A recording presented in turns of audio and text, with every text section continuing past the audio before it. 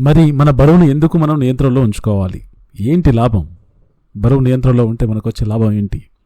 చాలా లాభాలు ఉన్నాయండి. నేనైతే ఇక్కడ ఒక 15 రకాల లాభాలను చెప్తాను. 15 టైప్స్ ఆఫ్ డిసీజెస్కి మనం దూరంగా ఉండొచ్చు. అవి షుగర్, డయాబెటీస్ అండి, దానికి అది రాకుండా చూసుకోవచ్చు. నెక్స్ట్ హార్ట్ డిసీజెస్, ఇది చాలా మేజర్ ప్రాబ్లం అండి. ఇప్పుడు చూస్తున్నాం కరోనా తర్వాత చాలామంది ఉన్నట్టుండి సడన్గా కుప్పగొలిపోతున్నారు. ఇది గుండె సంబంధ వ్యాధులకు మనం దూరంగా ఉండొచ్చు. నెక్స్ట్ బీపీ, హైపర్ టెన్షన్కు దూరంగా ఉండొచ్చు. నెక్స్ట్ కొన్ని రకాల క్యాన్సర్స్కి దూరంగా ఉండొచ్చు. కీళ్ళ నొప్పి నుంచి తప్పించుకోవచ్చు. నెక్స్ట్ శ్వాసకోశ సంబంధ వ్యాధులు, అదేనండి గురక నుంచి కూడా మనం విముక్తి పొందొచ్చు. నిద్ర సమస్యలు రావు, చక్కటి నిద్రకు ఉపక్రమించవచ్చు మనం. ఏజింగ్ స్లో అవుతుంది.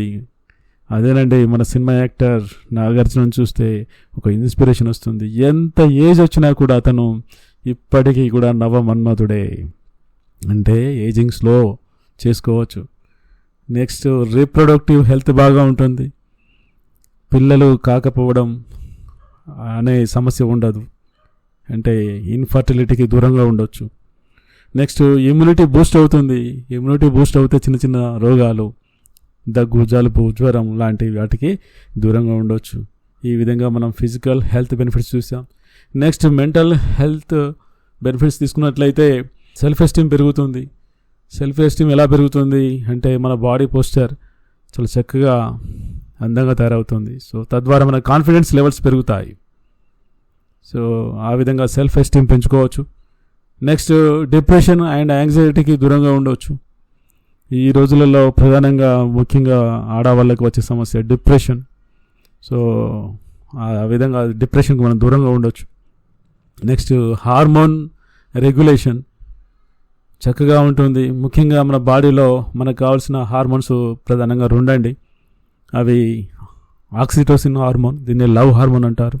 నెక్స్ట్ డోపమైన్, దీన్ని హ్యాపీ హార్మోన్ అంటారు. ఇలాంటి హార్మోన్స్ మన బాడీలో చక్కగా రెగ్యులేట్ అవుతాయి. అప్పుడు మనం ఫీల్ గుడ్, హ్యాపీగా ఉంటాం. మంచి జీవితాన్ని జీవించడానికి ఆస్కారం లభిస్తుంది.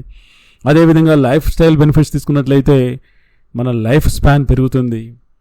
ముఖ్యంగా క్వాలిటీ ఆఫ్ లైఫ్, చక్కటి జీవితాన్ని జీవించగలుగుతాం.